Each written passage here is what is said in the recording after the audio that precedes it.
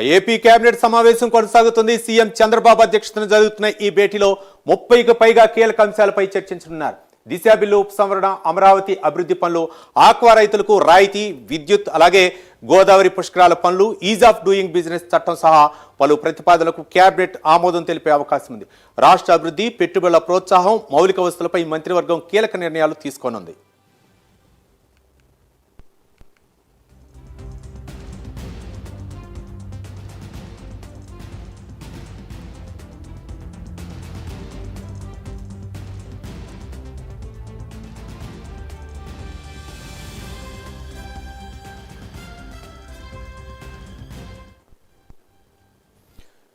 AP cabinet సమావేశం కొనసాగుతుంది. CM Chandrababu అధ్యక్షతన జరుగుతున్న ఈ భేటీలో 30కి పైగా కీలక అంశాలపై చర్చించనున్నారు.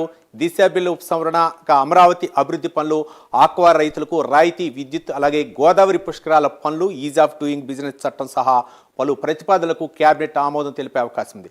రాష్ట్ర అభివృద్ధి, పెట్టుబడుల ప్రోత్సాహం, మౌలిక వసతులపై మంత్రివర్గం కీలక నిర్ణయాలు తీసుకోనున్నట్లు తెలుస్తుంది. ఈ అంశానికి సంబంధించి మరింత సమాచారం మా కరెస్పాండెంట్ శ్రీహరి అందిస్తారు. శ్రీహరి,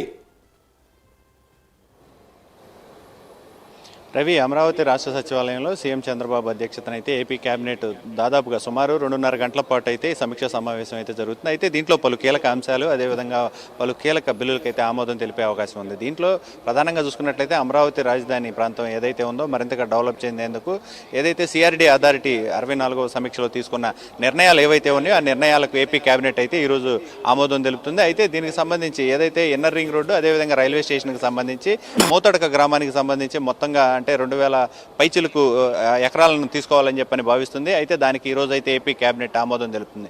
దాంతోపాటు ప్రధానంగా టీడీపీ కేంద్ర కార్యాలయాలను నిర్మించడానికి అమలాపురం, అదేవిధంగా చిత్తూరుతో పాటు మరో జిల్లాలో మూడు ప్రాంతాల్లో కూడా టీడీపీ కేంద్ర కార్యాలయాలను ఏర్పాటు చేయాలని చెప్పని దానికి సంబంధించిన ఏదైతే స్థలాన్ని కూడా తీసుకునేందుకు ఏపీ కేబినెట్ అయితే ఆమోదం తెలుపుతుంది, అంటే లీజ్కి తీసుకునేందుకు. అయితే దీంతో పాటు ప్రధానంగా చూసుకున్నట్లయితే ఆక్వా రైతులు ఇబ్బంది పడుతున్న నేపథ్యంలో ఆక్వా రైతులకు కూడా సబ్సిడీ ఇవ్వాలని చెప్పని భావించింది. అయితే గతంలోనే వాళ్ళకి రూపాయి నుంచి రూపాయి 50 పైసలని సబ్సిడీ కింద యూనిట్కి ఇచ్చింది. అయితే దాన్ని ఎక్స్టెన్షన్ చేసేందుకు కూడా ఈరోజు మరోసారి, అంటే మరో కొంతకాలం దాన్ని ఎక్స్టెన్షన్ చేసేందుకు కూడా ఈరోజు ఏపీ కేబినెట్ అయితే ఆమోదం తెలుపుతుంది. దాంతోపాటు అమరావతి రాజధాని ప్రాంతంలో చూసుకున్నట్లయితే ఆ విజయవాడ అంటే రోప్వేని మరింతగా పర్యాటకంగా అభివృద్ధి చెందాలని చెప్పని భావిస్తుంది. ఈ నేపథ్యంలోనే అటు విజయవాడ దుర్గమ్మ టెంపుల్ నుంచి బస్టాండ్ దగ్గర నుంచి పున్నమి ఘాట్ నుంచి అమరావతి ప్రాంతాల్లో ఉన్న పలు కీలక ప్రాంతాలకైతే తీసుకువచ్చేందుకు రోప్ వేని కూడా ఏర్పాటు చేయాలని చెప్పని భావిస్తుంది. దాంతోపాటు 5G టవర్ల నిర్మాణాలకు కూడా ఏర్పాటు చేసేందుకు ఈరోజు ఏపీ కేబినెట్ అయితే ఆమోదం తెలుపుతుంది. దాంతోపాటు ప్రధానంగా చూసుకున్నట్లయితే ఏదైతే డేటా సెంటర్లు 9 అంటే గిగావాట్ల డేటా సెంటర్లను ఏర్పాటు చేయడానికి ఏపీ కేబినెట్ ఈరోజు అయితే ఆమోదం తెలుపుతుంది. దాంతోపాటు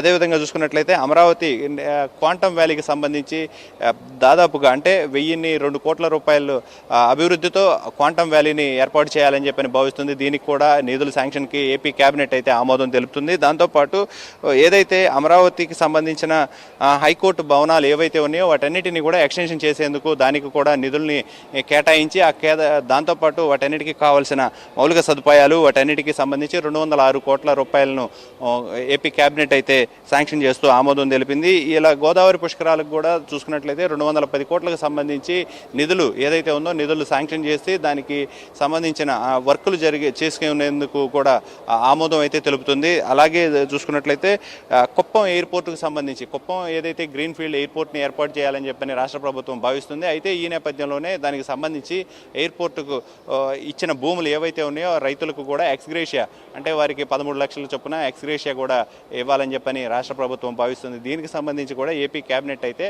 ఆమోదం తెలుపుతుంది. దీంతో పాటు కీలక తాజా రాజకీయ పరిణామాలు, ఇటీవల జగన్ ఏదైతే టూర్లు ఉన్నాయో ఆ టూర్లో జరుగుతున్న ఆ పరిణామాలు ఏవైతే ఉన్నాయో వీటన్నిటిపైన కూడా రాష్ట్ర ప్రభుత్వం ఇప్పటికే సీరియస్గా తీసుకుంది. అయితే ఈ నేపథ్యంలోనే జరుగుతున్న ఘటనలన్నిటిపైన కూడా కేబినెట్ మంత్రులతో అయితే ఈ చర్చిస్తారు. దాంతోపాటు ఏదైతే ప్రస్తుతం ఇంటింటికి కూటమి ప్రభుత్వం అని చెప్పని క్షేత్రస్థాయిలోకి కార్యకర్తలని అదేవిధంగా నాయకుల్ని మమేకం చేసుకుంటూ ప్రజల వద్దకు తీసుకువెళ్లాలని చెప్పని భావిస్తున్నారు. దీనికి సంబంధించి కూడా అంటే ఇటు మంత్రి నారా లోకేష్ కూడా దీన్ని ఇంటింటికి కూటమికి సంబంధించి ప్రతి ఇంటికి కూడా నాయకులంతా కూడా వెళ్ళి కనీసం ఒక 5-6 నిమిషాల పాటు అక్కడ సమయం కేటాయించి అక్కడ జరుగుతున్న సంక్షేమ అభివృద్ధి పథకాలు ఏవైతే అందుతున్నాయో దాంతోపాటు అక్కడ క్షేత్రస్థాయిలో కావాల్సిన మౌలిక సదుపాయాలు వాటన్నిటికి సంబంధించి కూడా చర్చించాలని చెప్పని ఆయన అయితే సూచించారు. అయితే వీటన్నిటిపైన క్షేత్రస్థాయిలో మంత్రులతో పాటు ఎమ్మెల్యేలు అదేవిధంగా కింది స్థాయి ఎవరైతే నాయకులు ఉన్నారో వారంతా కూడా వెళ్తున్నారా లేదా అనే దానిపైన ఎప్పటికప్పుడు